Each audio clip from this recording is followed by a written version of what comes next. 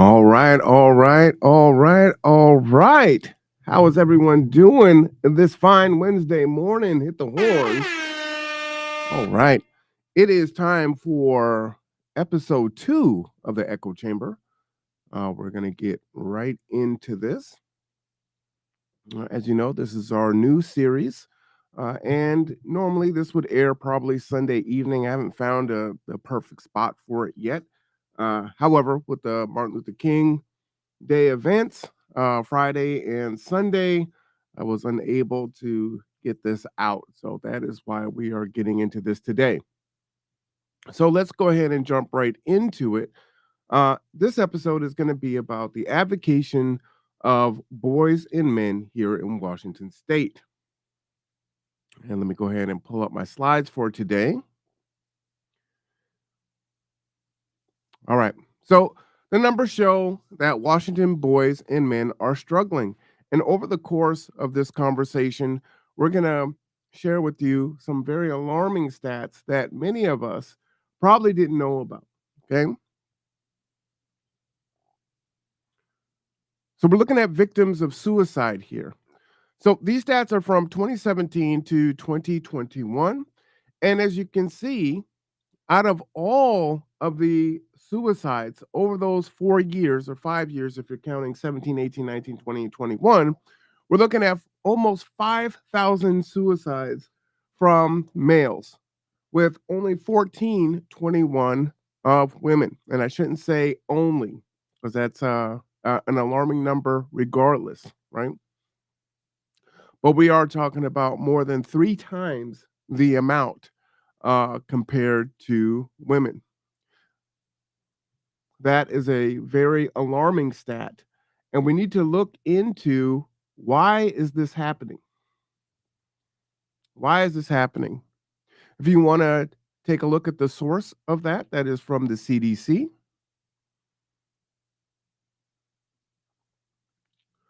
Youth victims of suicide, same time frame. So for our boys, 733, and for our girls, 203. As we can see here, still about a 3.5 times amount when we're comparing our boys to our girls. And that source is the same source as before. Okay. Now, unfortunately, it's a real situation that suicide is going to happen. And so we acknowledge that. But we want to work at trying to decrease those numbers. And the fact that these numbers are so high over the course of 5 years, we have to ask ourselves why. And if you're also looking, this is pre-COVID, right? This is pre-COVID.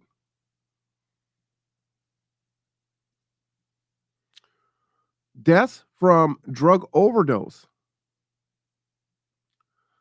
And as you can see here, we're looking at 2019, and in all of these stats here from 2019 to 2022, we see that boys unfortunately are dying from drug overdose uh, in every single year, right? And by pretty significant numbers, and those numbers are increasing um, quite a bit. So in 2019, we have, let me go ahead and take that stat off of there. We have 65% of all drug overdose deaths for males was 824, which is 65% of all, right? More than half. And again, one thing to keep in mind is when we're talking and advocating for boys and men, two things that I want to really bring to your attention. One, it's not a zero sum game to say, hey, we're talking about the avocation for boys and men. And so that means that we're taking something away from girls and women. Not at all. And also the fact that boys and men or males make up 50% of Washington State's population, right? So we're talking about half of the people that live here. So that is important to consider, right? We are a very intellectually honest crew here. And so we're going to look at the data for what it is and move accordingly. Okay, so in 2022, 68%. It did not change percentage wise from 2020 to 2021, but then it moved up again another 3 percentage points in 2022. Okay. And those are huge numbers, especially when you're looking at from 21 to 22. If we're looking at the difference between 1887 minus 1549, we're looking at a few hundred, right? Compared to 757 and 714 for the girls in that same time period, right? So we're talking about 40 plus compared to hundreds plus, right? That's severe, severe. Okay. All right. Deaths from opiate overdoses. Uh, Again, another chart here. This is from the Kaiser family. Let me go ahead and put that. I want to put these sources in here for you so you can check it out. This is not an opinion based show. This is a fact based show here. And so you can check the sources there. And as you can see, 67% boys. And you can see again, that chart is a pretty steep incline year after year as it increases from 67 to 72% of all deaths from opiate overdoses in Washington state from 2019 to 2022. Okay. And in that final year there, well, not last year, we're in 2024 now. In 2022, 1,434 for males and 566 for females. Deaths from alcohol abuse. And again, uh, these numbers should be very alarming to us. Many of us are in survival mode. And so we don't have time to look at or know all of these stats. That's why this information is so important here. Again, this information is from the CDC. 66% of males from 2018 to 2022 died from alcohol abuse. It's almost 5,000. Okay. And you can see for women, that is half of that number, right? It's a huge number there.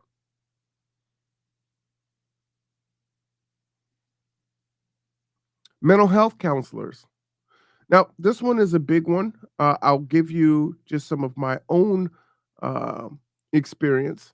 When I was adopted, my adopted father thought it was important for us to have um, male counselors, black male counselors, right? Who can identify with us that had a shared lived experience and that could give us the counseling that we needed that was best suited for us. Now, that was very difficult to find. I believe there is only one black male counselor out here on the peninsula. And I still need to get that information. So I'll have to reach out to Dr. Riley or some other medical professionals to find out who that is so I can bring you that info. But as you can see here in 2022, there were 12,449 I'm sorry, male counselors, which is 25% of all counselors. And for women, there were 37,932. And so when you're looking at the deaths from alcohol, when you're looking at the deaths from suicide, when you're looking at the deaths from drug overdose, right? There is a huge need, right? There's a gap of male counselors to provide that counseling to boys and men. Let's go on into social workers here. And again, we see the same thing, right? In 2021, in Washington state, there were only 1,192 male social workers, only 16%. Again, this can be very difficult when boys and men are in need of social services, uh, and to get by some of those implicit and implicit biases that exist because they do, right?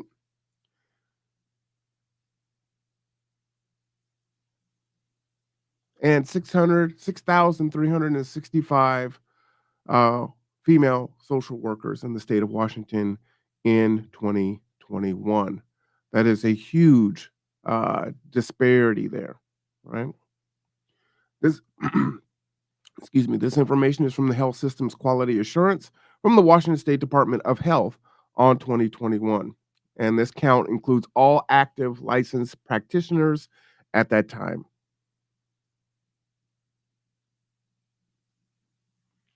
Unsheltered people,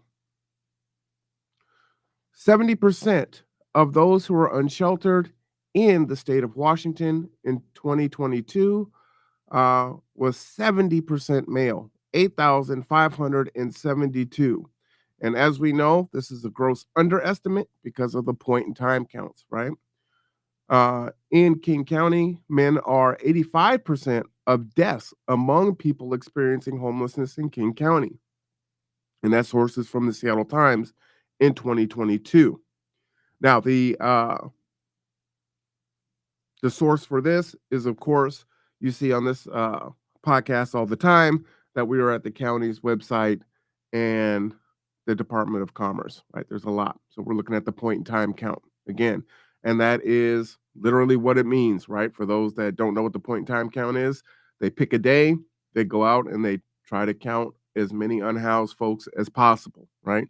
But of course, folks are moving around, and so you don't get an accurate count. So these numbers are typically undercounted.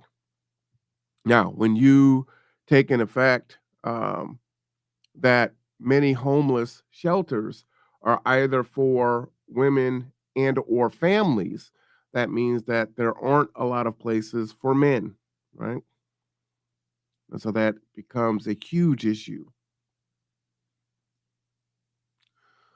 Homeless people in 2022, 15,365, 63% of those folks are male. Okay. The source for this is the Washington State Department of Commerce again, where we have about 9,000 who are female. So these are homeless people in the state of Washington in 2022.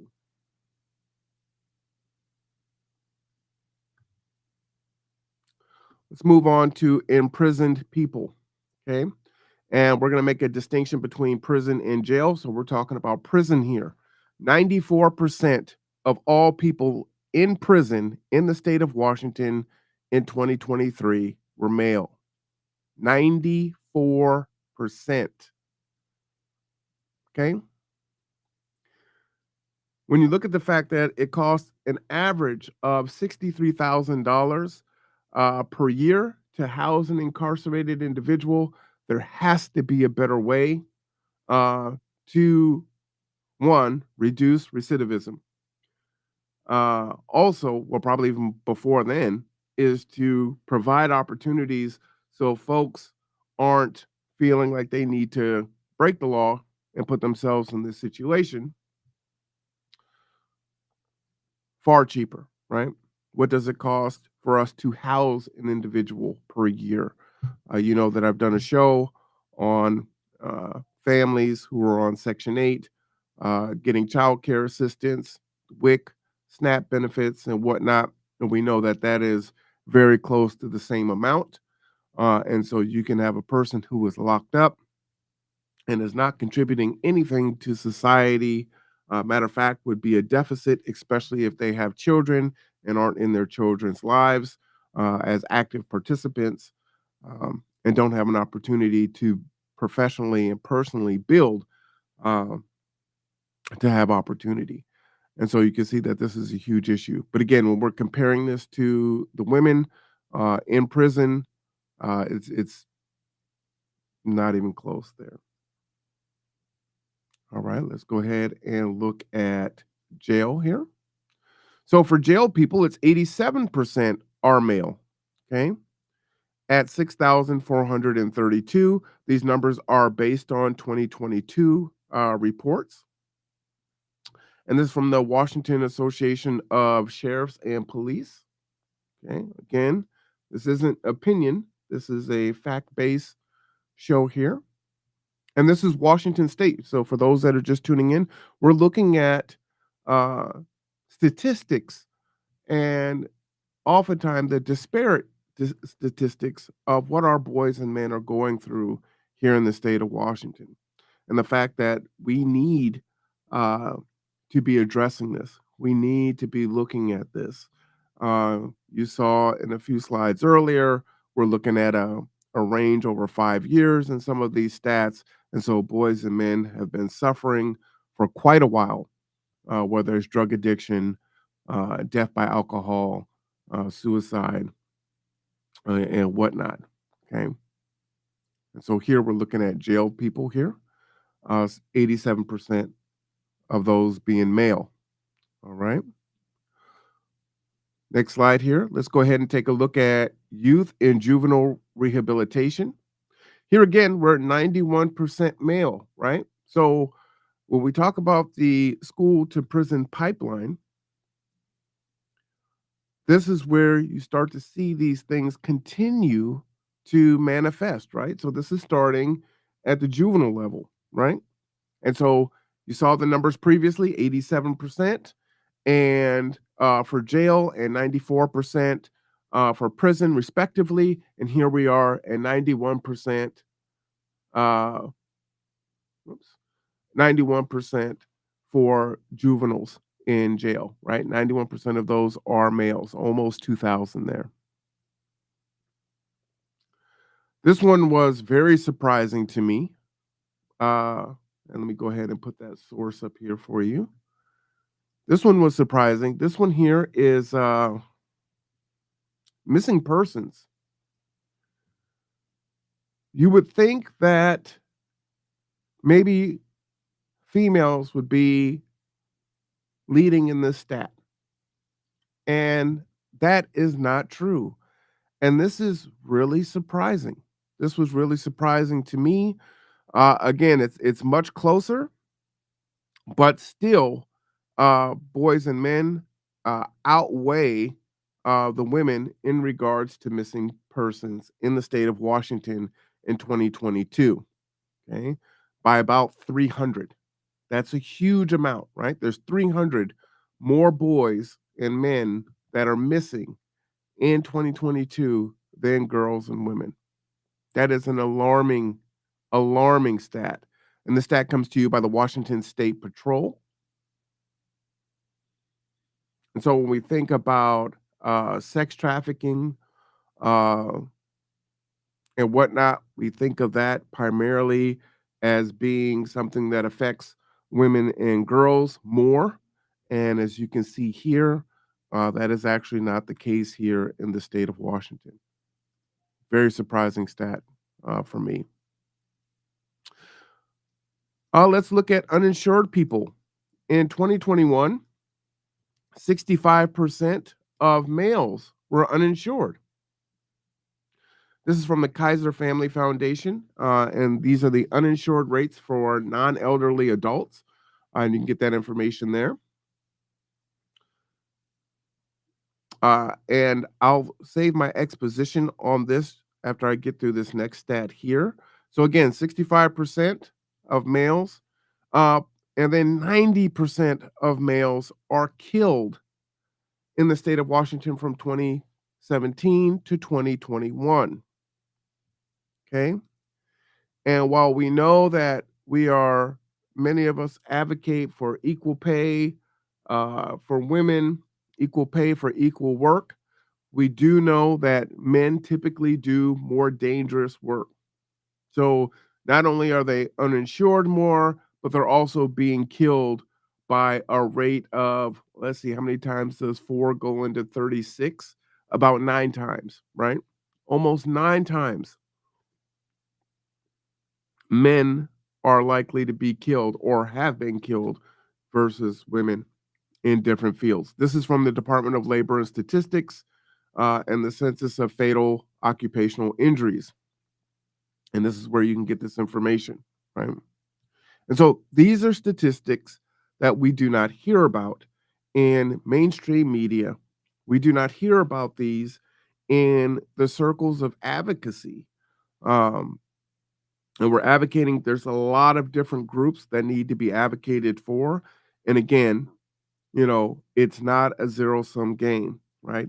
And so while we are, just shouldn't say we, while some folks, some groups are advocating for, the reduction or the elimination of toxic masculinity or down with the patriarchy, uh, at the same time, there are boys and men that are suffering in silence.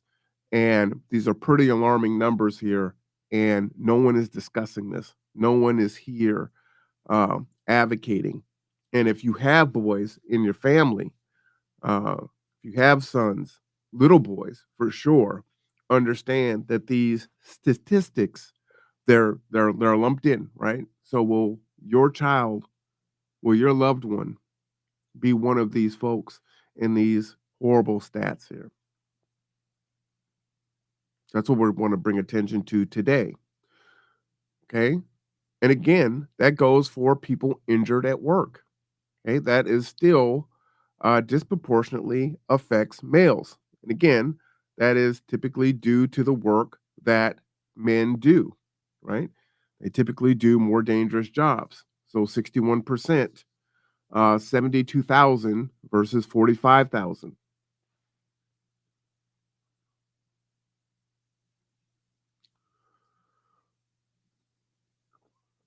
Homicides. This one was another one that was surprising to me. Again, this is from the Washington Association of Sheriffs and Police chiefs. So I'll put that here so you can see it. But again, 76% of homicides are male.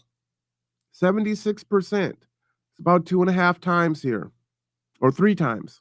3 times.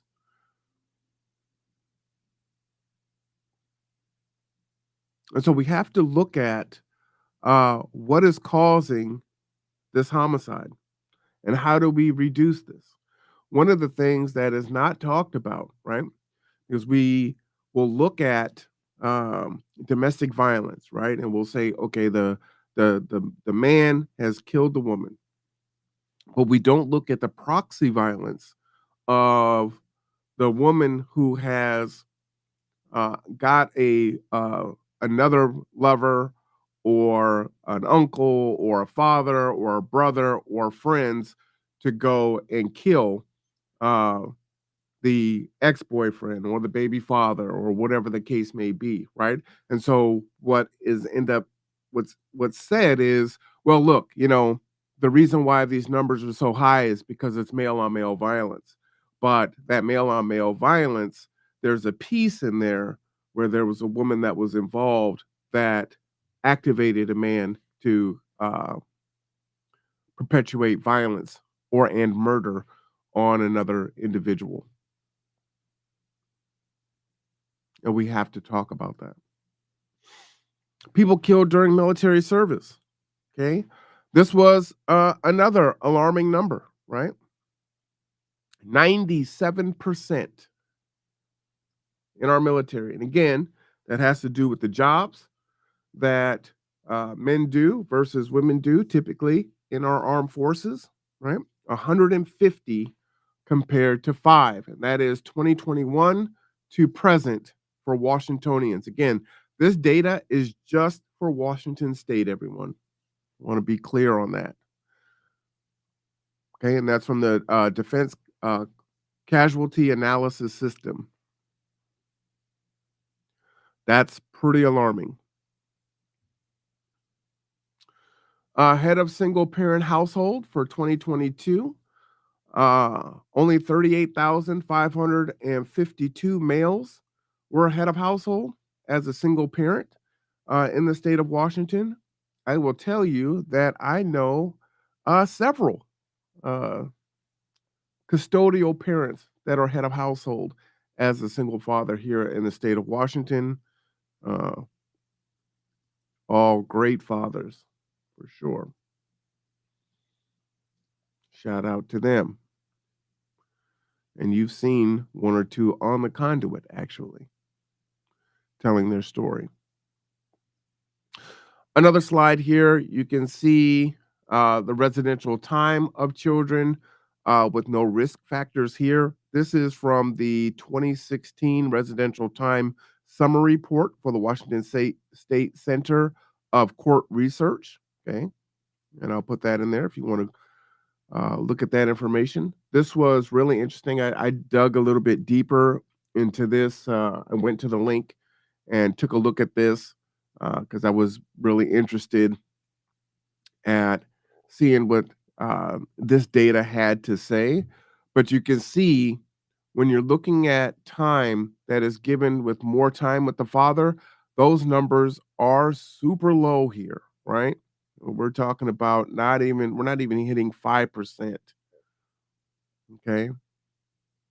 And so if you're looking at the bottom, they spend 100% of time with the father. If you're reading the graph left to right, that is like what, maybe a 1%, 90%, maybe a 2.5%, 80% of the time with the father and 20% with the mother, maybe 4%. Uh, and then 70% and 60%, it starts to go down again. And then with 50-50 uh, time with the father and the mother is a little under 25%, but you can see typically the mother is going to have more time with the child. Okay. Very alarming numbers there. As we go to our next slide here, we're looking at children in single parent families. This one is definitely near and dear to me, as this has plagued the Black community, and where I thought it was disproportionate, other groups are catching up, right? And so you can see here in 2021, in the state of Washington, Black families uh, make up single parent 50%. 50%, half of all families in the state of Washington that are Black are single parent families. That is dismal. It's horrible. And we're not going to go into the stats today about how children have better chances and opportunities if they're in a two-parent household. Okay. For Hispanic and Latino single parent families, 43%, two or more races, 34%, with non-Hispanic whites at 23, right? So when we're comparing ourselves to single parent families that are white compared to Black, we're talking about half, right? Well, if you look at Asian and Pacific Islander, it goes down to 14%. And if you flip that and you said, hey, is there a correlation between children in a single parent family versus a two parent household and the economics, the money that's coming into those homes? You could flip that chart on the other side. And that's exactly what you would get. You would see that Asian Pacific Islanders are bringing in the most money, the non-Hispanic whites, two or more races, Latino, and then Blacks at the bottom, right? So this is just a flip of that chart. And so we have to look at that. We have to acknowledge that uh, and understand that what is being done is not working and we must do something different. Okay. This source is from the American Community Survey Kids Count Data Center. And the link is there if you would like to take a look at that. High school dropouts in 21 through 22, 60% were male. Okay. So we're talking about 5,137 that have dropped out. Now, unfortunately, I was in that number, having only completed the ninth grade. Not in 2022, though. I wish.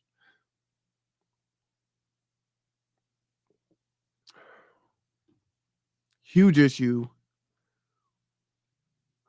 And even for our girls, that's a big number there, 3,000. That's a big number. Now let's also take a look at our literacy gap. You've heard me talk about this. And again, before I was talking national numbers. Now we're just looking at the state of Washington, right?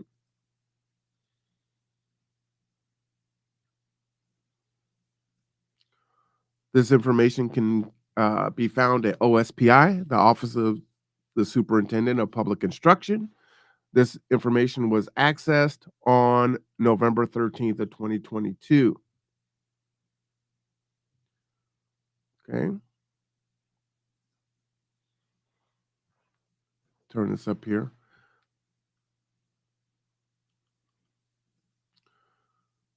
All right. So the next one is test scores and gender gaps of the largest 25 metro areas. This one again was quite surprising here. As you can see, and this source is from the Brookings Institute, that Seattle is pretty high on that list. Again, quite concerning, right? In Seattle, girls outperform boys in English by almost one grade level, 0.99. Why is that? Now, we have heard uh, growing up that, girls don't do well in math or as well in math for a host of reasons, right? And there's male teachers, or there is a bias that girls aren't good at math. You've heard me talk about that because I have a daughter, right? And I push math on her because I don't want her to be afraid of it. I want her to excel in it, right? But we don't talk about the flip side of that and where boys are falling short. And that's huge. Okay.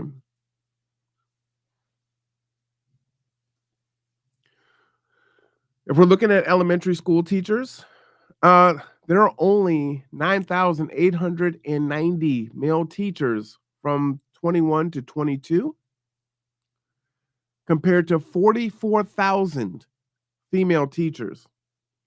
And so you can see this is a field that is predominantly female, right? 82% of grades PK through 5 are women. Are women. And so boys aren't exposed to male teachers, which is a huge issue and a challenge, right? All of these things play a role. And so we know how important it is to be taught and to be around what we say, people that look like you, right? And that could look like you in many different ways that could bear itself out. Let's go ahead and look at our next slide here. Community and technical college enrollment from 2018 to 2022. You can see in 2018, 43% male, right? So uh, women have a 57% in far as enrollment from that same period. And then you see that it pretty much tracks, right? And to me, this looks like COVID uh, kind of dipped on these numbers, but the gap never really changes, right? That's about the same throughout. And we've seen the numbers here, right? We talk about those numbers a lot, and typically we talk about uh, one that enrollment is decreasing, but we also talk about that boys or men are not going to college in the numbers that they were going to before. We can look at our undergrad enrollment for 4-year public universities, and you can see another drop off. Again, the gap does widen here when you're talking about 4-year, right? Universities. And that source is the 4-year dashboard here from the Education Research and Data Center. So you could check that information out. And we're looking again from 2018 to 2022. And as you can see from 2018 to comparing 2018 to 2022, that gap is widening, right? And so we're talking about 45% male. And these are things that we're going to have to look at. When we look at postgraduate enrollment, right? So this is master's degree, PhDs. We see that the number is going up, increasing for women uh, from from the beginning, because this is that chart is steadily going up. It is also going up for men, but barely, right? The the slope of the line there for female compared to male isn't even close, right? And so 42% of males are seeking postgraduate enrollment, master's degrees, PhDs. Uh, and what I'll say to this is when folks are talking about partnership, getting married, or being with another individual, women are typically looking for someone who is evenly yoked, right? And so you can see all of these statistical divides in the state of Washington where you don't have this equal yoke going on. So what ends up happening is it is harder for women who are looking for a male mate that is quote unquote on their level, right? Because you see that the choices are just going to become exponentially fewer. All right. So there is a commission. They're advocating for a commission right now in Olympia. Let me show you this one pager here.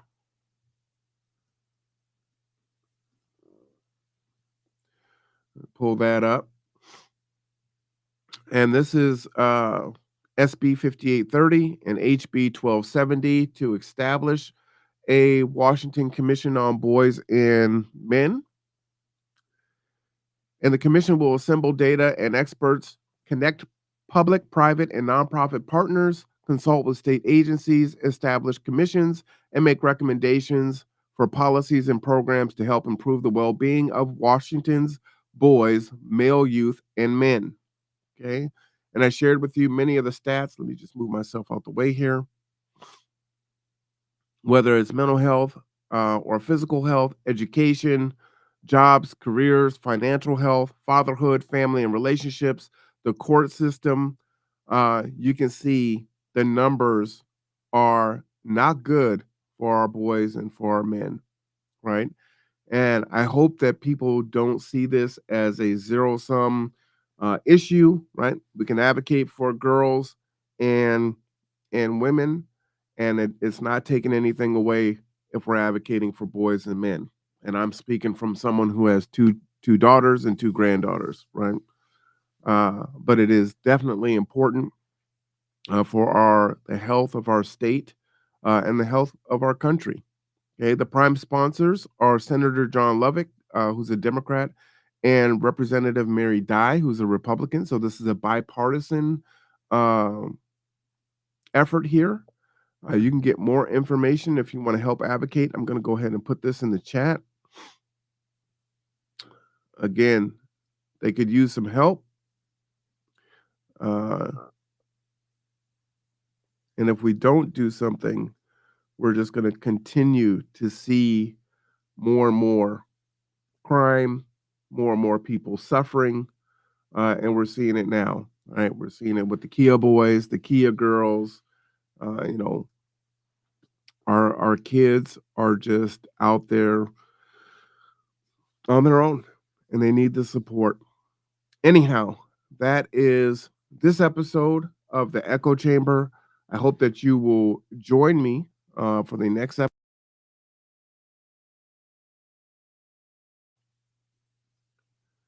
I hope you will join me for the next episode as we will continue to have these conversations and enlighten people and bring information that just isn't talked about, right?